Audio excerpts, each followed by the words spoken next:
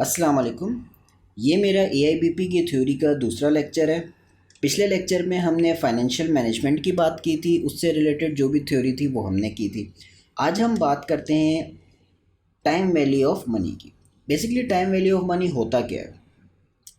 Time value of money आपको ये कहता है कि पैसे की जो आज वैल्यू है, आज कदर है, कुछ सालों के बाद, हो सकता है 5 साल के बाद उसकी वैल्यू कुछ और होगी। ठीक है। अब ये बहुत सारे रीज़न की वजह से होती है, आपकी करेंसी डिवैल्यूएशन की वजह से होती है, इंटरेस्ट की वजह से होती है, बहुत रीजंस होते हैं। ये जो आपका चीज़ है ये कहलाता है टाइम वैल्यू ऑफ मनी। हमने अपने बड़े बुज़ुर्गों से काफ़ी दफ़ा सुना होगा कि उनके टाइम पे जो सैलरीज थी वो बहुत कम होती थी। उस टाइम पे जो इंक्रीमेंट्स वगैरह होते थे 500 हो गए, 1000 हो गए, और वो बहुत बड़ी बात होती थी। लेकिन आज अगर उसी के 10 टाइम्स अगर हमारा इंक्रीमेंट होता है 10,000 का, तो उससे भी हम लोग खुश नहीं होते। उसका रीज़न सिर्फ और सिंपल ये है कि पैसे की कदर अब कम हो गई है। इसी चीज़ को हम टाइम वैल्यू ऑफ मनी कहते हैं। तो चलें इस टॉपिक को स्टार्ट करते हैं।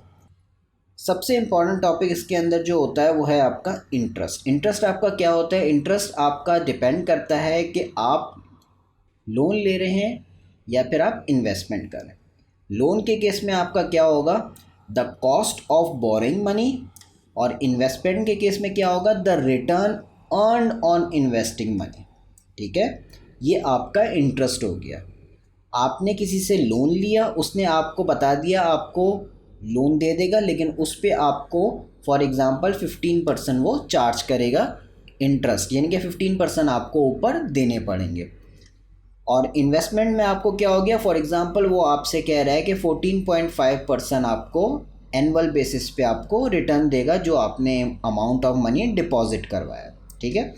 अब हमारे पास इंटरेस्ट जो है वो दो किस्म के होते हैं, एक सिंपल इंटरेस्ट होता है और एक कंपाउंड इंटरेस्ट होता है। सिंपल इंटरेस्ट क्या होता है? Simple interest is calculated based only on the original principal amount. इसका फॉर्मूला बिल्कुल आसान है। ये प्रिंसिपल हो गया, इसको हमने मल्टीप्लाई कर दिया, जो रेट हमारे पास चल रहा होगा इसको हमने मल्टीप्लाई कर दिया टाइम पीरियड से। एग्जाम्पल देख लेते हैं। Let's say you borrow 1000 from a friend with a simple interest rate of 5% per year. If you keep the money for 2 years, the interest you owe is कितना हो जाएगा? Principal हमारे पास कितना है? 1000। इंटरेस्ट रेट हमारे पास कितना है? 5%। और कितने साल के लिए हमने रखा है? टाइम क्या है? 2।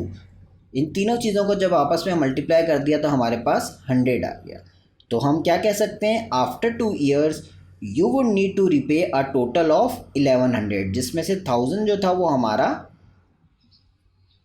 प्रिंसिपल था और 100 जो है वो हमारा इंटरेस्ट हो गया। तो टोटल अमाउंट हमारी कितनी हो गई? 1100 हो गई। अगला हमारे पास है कंपाउंड इंटरेस्ट। इसको हम कहते हैं इंटरेस्ट पे इंटरेस्ट चार्ज करना। अब लेट सपोज हमने 100 रुपये किसी से लोन लिया, 10% उसका इंटरेस्ट रेट था, तो 1 साल के बाद हमें 10 रुपीज़ एक्स्ट्रा पे करना है। ठीक है। इसी तरह अगर दूसरे साल होगा तो दूसरे साल भी एक्स्ट्रा हमें 10 रुपये पे करना पड़ेगा, और ये चलता रहेगा जितने भी साल है, अगर सिंपल इंटरेस्ट में होता।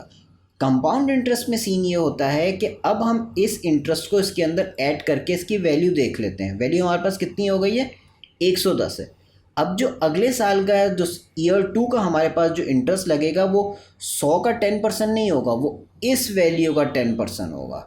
ठीक है। तो हो सकता है अगले साल हमें 11 रुपये जमा करना, तो फिर हमारे पास एक इनकी अलग वैल्यू आ जाएगी। फिर होगा क्या? फिर उसका 10% निकालेगा। तो हम क्या कर रहे हैं? इंटरेस्ट पे इंटरेस्ट चार्ज कर रहे हैं। ठीक है। Compound interest takes into account not only the initial principal but also the accumulated interest over time. ये इंटरेस्ट जो है वो एक्यूमुलेट हो रहा है, ऐड होता रहेगा। सही है। और उस पर इंटरेस्ट आपका ये 10% जो मैं चार्ज कर रहा था यहाँ पे, तो ये जो एक्यूमुलेट ऐड होता रहेगा उस पर 10% आप चार्ज करते रहेंगे। ठीक है।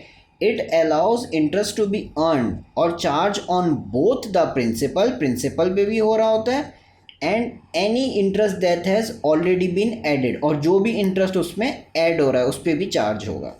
इसका फॉर्मूला देख लेते हैं। इसका फॉर्मूला क्या है? Principal into 1 plus rate. ठीक है। उसको हम डिवाइड कर देंगे, रेट को डिवाइड कर देंगे हम लोग जितने टाइम्स भी हमारा कंपाउंड हुआ हुआ है पर ईयर, ठीक है। उसके बाद ये हमारा पावर में आ जाएगा, दोबारा यही चीज़ आ जाएगी compounded per year into number of years, कितने साल तक का वो हुआ। ये एग्जांपल करके देख लेते हैं तो आपको क्लियर हो जाएगा।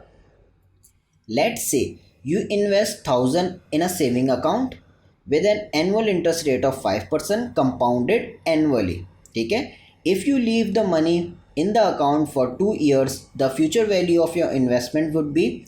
अच्छा, अब हमारे पास यहाँ क्या हो जाएगा, ये हमारे पास प्रिंसिपल हमारा कितना था 1000, तो ये हमने 1000 लिख दिया इंटू 1 प्लस रेट हमारा कितना है 5%, तो हमने 5% लिख दिया divided by compounded per year. इसने क्या बोला है, कंपाउंडेड एक दफ़ा है, एनुअली है, तो हमने यहाँ पे 1 लिख दिया। फिर हम पावर में दोबारा यही चीज़ हमने यहाँ लिख दी multiply by number of years, कितने साल हैं 2 साल हैं, तो यहाँ पे हमने 2 कर दिया। ये वैल्यू हमारे पास आ गई ये।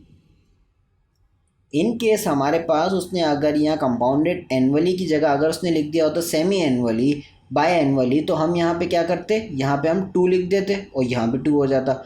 अगर क्वार्टरली होता तो यहाँ पे हमारे पास 4 हो जाता और यहाँ पे हमारे पास 4 हो जाता, ठीक है।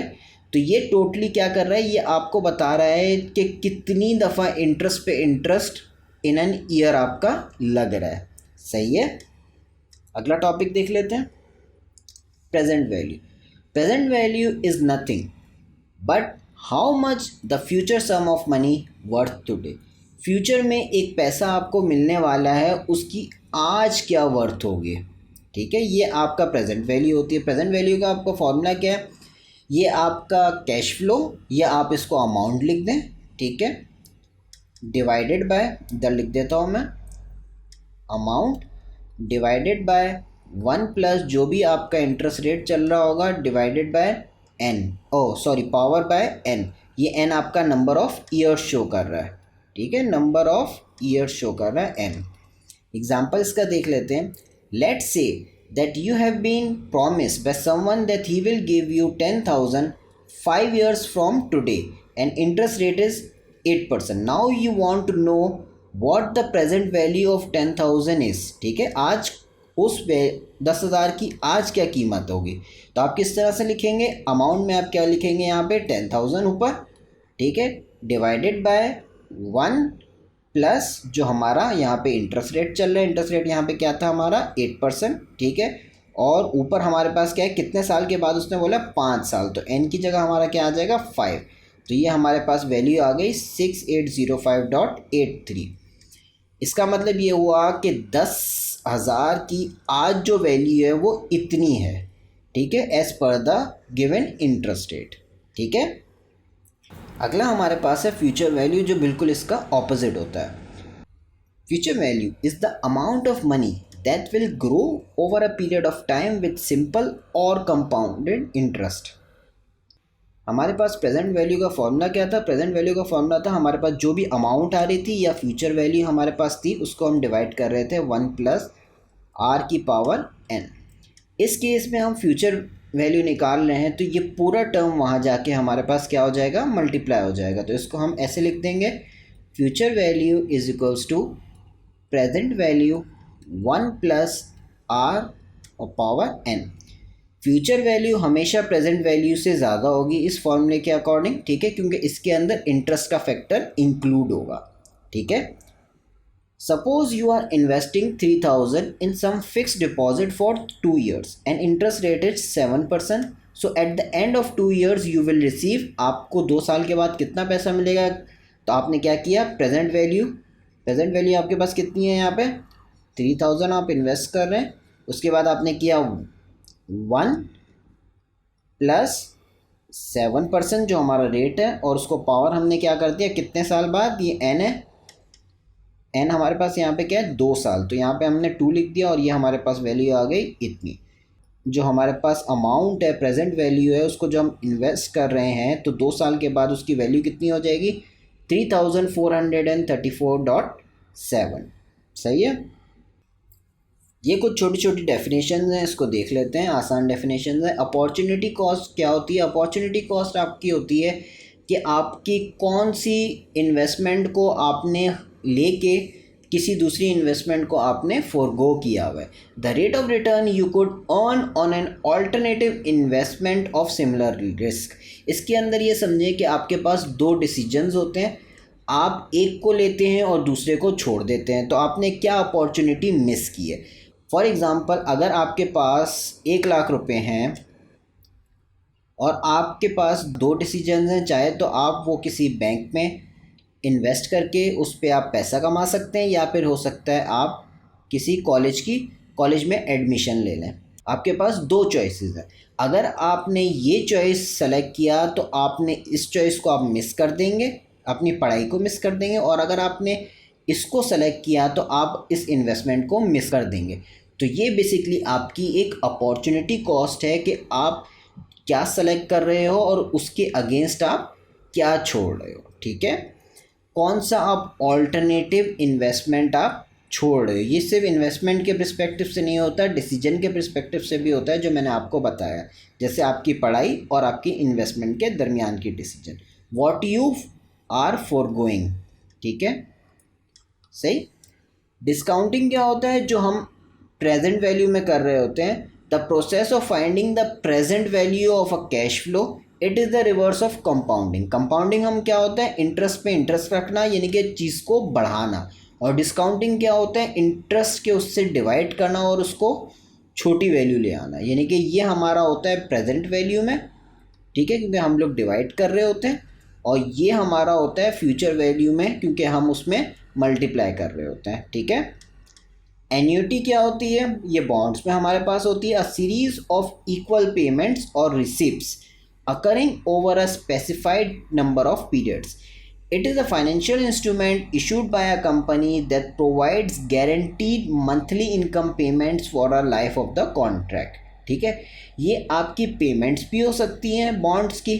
ठीक है, ये आपकी रिसिप्ट भी हो सकती हैं किसी इन्वेस्टमेंट की, या हो सकता है आपने कोई कॉन्ट्रैक्ट खरीदा है तो उसकी भी आपकी हो सकती है। जैसे आपकी इंश्योरेंस की प्रीमियम्स आपके हो गए, आपने इंश्योरेंस की पॉलिसी खरीदी है, आपको प्रीमियम्स टाइम टू टाइम पे करने हैं। ठीक है, आपकी कंपनी के कॉर्पोरेट बॉन्ड्स भी हो सकते हैं, जिसमें वो आपको टाइम टू टाइम पेमेंट्स आपको करते रहेंगे जो आपने ख़रीदे हुए हैं। ठीक है, परपेचुटी इसमें अंदर क्या होता है, परपेचुटी आपको बेसिकली सिंपल ये कहता है कि अगर आपकी एन्युटी जो है वो फॉर एवर चलेगी, इन्फिनिटी टाइम्स आपकी चलेगी, तो उसको आप परपेचुटी कहोगे। ठीक है, जैसे इसके अंदर आपका क्या है, एक आपका कॉन्ट्रैक्ट है। फॉर एग्ज़ाम्पल, एक 5 साल का कॉन्ट्रैक्ट है, हर साल आपको 10,000 मिलते रहेंगे नेक्स्ट 5 ईयर्स तक, और 5 ईयर के बाद ये पॉलिसी ख़त्म हो जाएगी। परपेचुटी बेसिकली आपको कहता है कि एक ऐसा कॉन्ट्रैक्ट है जो हमेशा के लिए हो। वैसे ये एक सिर्फ एक थ्योरेटिकल कॉन्सेप्ट है, एक्चुअली नहीं होता। आपकी ऐसी पॉलिसी कि वो बस 10,000 जो है वो हमेशा के लिए आपका चलता रहे, वो आपको हर साल 10,000 आपको पे करते रहेंगे हमेशा तक, इन्फिनिटी ईयर्स तक। ठीक है, तो ये आपका परपेचुटी का कॉन्सेप्ट हो गया। ये हमारा आज का आखिरी टॉपिक है। जिस तरह हमने बात की कि इंटरेस्ट जो है वो हमारे पास, इंटरेस्ट रेट जो होते हैं वो दो किस्म के होते हैं, लेकिन उनको जो एक्सप्रेस किया जाता है ना, वो भी दो तरीके से एक्सप्रेस किया जाता है। एक आपका होता है नॉमिनल या स्टेटेड, और एक आपका होता है इफेक्टिव एनुअल इंटरेस्ट रेट। ठीक है, वेज ये क्या है, ways of expressing interest rates. The nominal interest rate, nominal आपका क्या होता है, इज द स्टेटेड और advertise interest rate without considering the affects of compounding. ये आपका जो है वो कंपाउंडिंग के अफेक्ट को कंसिडर नहीं करता। The effective annual interest rate, also known as the annual percentage yield और annual equivalent rate, takes compounding into accounts. ये जो है वो कंपाउंडिंग को कंसिडर करता है। जब ये कंपाउंडिंग को कंसिडर करता है तो एक ऑब्वियस बात है कि ये वाला जो आपका रेट है वो आपका नॉमिनल वाले रेट से ज़्यादा ही होगा, क्योंकि ये आपका कंपाउंडिंग को कंसिडर करता है। The more the frequent the compounding, the greater the difference between the nominal and the effective rate. जितनी ज़्यादा कंपाउंडिंग होगी उतना ही ज़्यादा इंटरेस्ट पे इंटरेस्ट लगेगा, और उतनी ज़्यादा आपका ये रेट ज़्यादा होगा as compare to nominal rate. ठीक है, इफेक्टिव एनुअल रेट का फॉर्मूला देख लेते हैं। इफेक्टिव एनुअल रेट आपका फॉर्मूला होता है 1 प्लस ये आपका स्टेटेड इंटरेस्ट रेट है डिवाइडेड बाय m, इसको आप m भी लिख दें, कुछ भी लिख दें, कोई इसमें मसला नहीं है। ये बेसिकली है आपका number of times compounded per year. ये हमारा नॉमिनल रेट आ गया, ठीक है। ये बेसिकली है कि नॉमिनल रेट से हम इफ़ेक्टिव रेट में किस तरीके से हम कन्वर्ट करते हैं। ये हमारे पास स्टेटेड रेट, नॉमिनल रेट हमें दिया हुआ है। ये हमारे पास है number of times compounded per year, कितनी दफ़ा हमारा कंपाउंडेड पर ईयर हुआ है, सही है। अब एग्जांपल देख लेते हैं। द इंटरेस्ट रेट इज 6%, तो ये हमारे पास स्टेटेड रेट क्या हो गया 6%। कंपाउंडेड क्वार्टरली, तो ये हमारे पास m की वैल्यू क्या आ गई 4 for 1 year. What is the effective annual interest rate, तो ये क्या हो गया हमारे पास 1 तो वही आ गया, i जो थी वो 6% आ गया, डिवाइडेड बाय 4, पावर में भी 4, ये दोनों क्या थे हमारे कंपाउंडेड, और कंपाउंडेड कितना है क्वार्टरली है, और -1 वैसे ही फॉर्मूले में जब हमने इसको निकाला तो ये हमारे पास वैल्यू आ गई 6.14%, ठीक है। तो ये आपने देखा हमारे पास हमारे पास नॉमिनल रेट क्या था 6% और इफ़ेक्टिव रेट क्या हो गया 6.14%। ये उससे ज़्यादा क्यों है, ये उससे ज़्यादा इसलिए कि ये आपका कंपाउंडेड के अफेक्ट को कंसिडर करता है। ये हमेशा याद रखना, बहुत सारी जगहों पे ये ही होता है कि जब भी आप किसी से लोन लेने जाते हैं तो आपको ये रेट बताया जाता है ताकि आपको थोड़ा सा कम रेट लगे, और जब भी आप किसी चीज़ पे रिटर्न लेने जाते हैं तो आपको हमेशा ये रेट बताया जाता है ताकि आपको रेट अच्छा लगे, ठीक है। ये हमेशा कॉन्सेप्ट याद रखिएगा। तो ये था हमारे पास टाइम वैल्यू ऑफ मनी का कॉन्सेप्ट। इसमें जितनी भी मेन थ्योरी थी वो मैंने आप लोगों को करवा दी, और थ्योरी के साथ जो भी उस पर न्यूमेरिकल साथ साथ आ रहे थे तो वो भी मैंने आपको करवा दिए। जैसा कि मैंने पहले लेक्चर में आपको बताया था कि थ्योरी से लिंक भी जो भी न्यूमेरिकल्स होंगे वो मैं करवाऊँगा, क्योंकि इस किस्म के जो छोटे छोटे न्यूमेरिकल्स होते हैं ये MCQs में अक्सर पूछ लिए जाते हैं। तो इसकी थ्योरी देखिएगा और थ्योरी के साथ इन न्यूमेरिकल्स की लाजमी प्रैक्टिस कीजिएगा, तो इंशाल्लाह आप लोगों को ये टॉपिक अच्छा समझ में आ जाएगा। फिर मिलेंगे अगले लेक्चर में एक नए टॉपिक के साथ। अल्लाह हाफ़िज़।